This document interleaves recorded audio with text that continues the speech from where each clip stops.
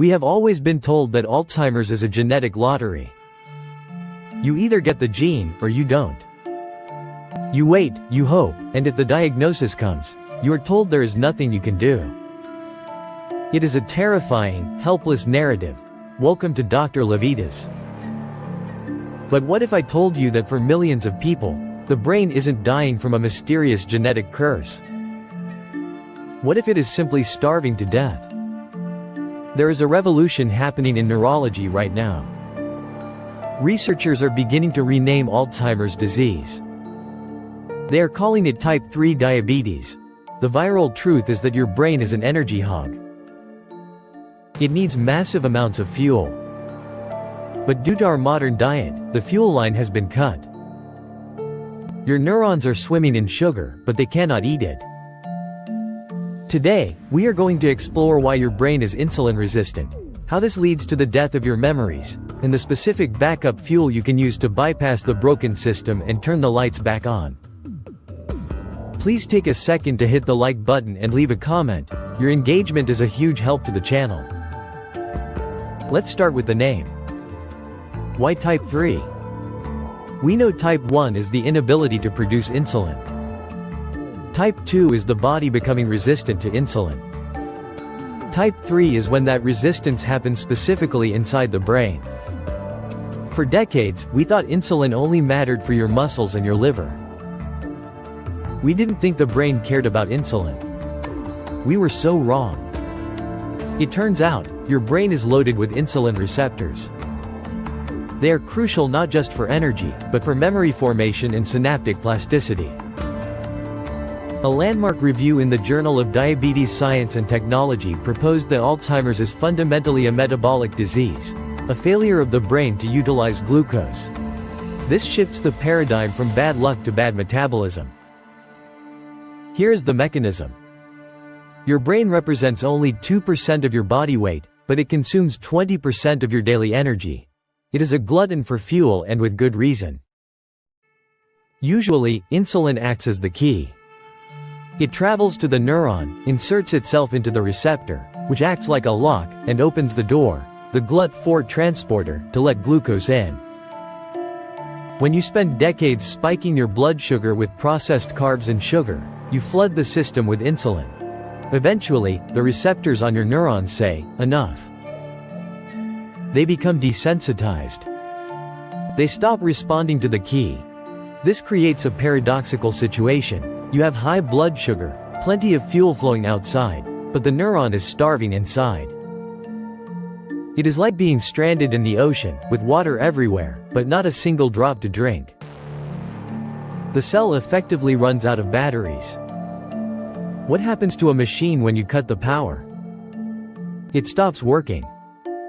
What happens to a biological cell when you cut the power? It dies. This is the tragedy of Alzheimer's. When a neuron cannot get enough glucose to maintain its basic functions, like repairing cell walls, clearing out waste, and communicating with neighbors, it initiates a process called apoptosis. This is a programmed cell death. The plaques and tangles of amyloid beta that everyone talks about might actually be a downstream result of this energy crisis. The brain doesn't have the energy to clean up the garbage, so the garbage accumulates. The shrinkage, also known as atrophy, that you see on an MRI scan of an Alzheimer's patient is literally the physical result of millions of neurons starving to death. This is absolute chaos. This starvation doesn't happen everywhere at once. It hits the hippocampus first. The hippocampus is your memory center. It is responsible for turning short-term memories, like where did I put my keys, into long-term memories. Because it is constantly working, it has the highest metabolic demand. It is the hungriest part of the brain. Therefore, it is the first to suffer when the fuel line is cut. This is why memory loss is the first clear symptom. A study published in Neurology showed that individuals with higher blood sugar levels had significantly smaller hippocampi, even if they weren't fully diabetic yet. Your high blood sugar is physically shrinking your memory center. Now, here is the hope. This is the part that changes lives. Your brain is a hybrid engine. Its primary fuel is glucose, but it has a backup generator that runs on ketones. And actually it is said that it prefers ketones better than glucose. Ketones are produced by the liver when you are in a state of fasting or when you eat a very low carbohydrate, high-fat diet. But here is the magic: ketones do not require insulin to enter the brain. They bypass the broken lock entirely. They use a completely different transporter to enter the neuron. Once inside, they are a cleaner, more efficient fuel source than glucose. This is why we see miraculous awakenings in some patients. You aren't fixing the insulin resistance overnight.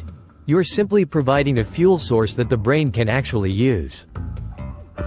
You are filling the tank with diesel because the gas pump is broken. We need to talk about the physical sign of this risk: visceral fat. This is the hard belly fat that sits under the muscle. Visceral fat is not just storage, it is an active inflammatory organ. It pumps out cytokines, like IL-6 and TNF-alpha, that cross the blood-brain barrier and inflame the brain. A study involving over 10,000 people found a direct linear relationship: the larger the belly, the smaller the brain volume. If you carry your weight in your midsection, you are at a statistically higher risk for cognitive decline. Reversing type 3 diabetes starts with reducing that visceral load to lower the systemic inflammation that is dulling your insulin receptors. Is this just theory? No, it's clinical reality. A pilot study published in the Journal of Alzheimer's Disease put participants with mild cognitive impairment, which is the stage before Alzheimer's, on a ketogenic diet. In just 6 weeks, they saw significant improvements in memory scores. But why? Because for the first time in years, their brains had energy. By lowering insulin levels, through diet, and raising ketone levels, the researchers restored the metabolic homeostasis of the neurons. This suggests that senior moments and brain fog are not necessarily permanent brain damage, they might just be a power outage. And power outages can be fixed. Here is the doctor's verdict: feed your brain the right fuel. The term type 3 diabetes is frightening, but it is also empowering. If Alzheimer's is a metabolic disease, that means we have leverage.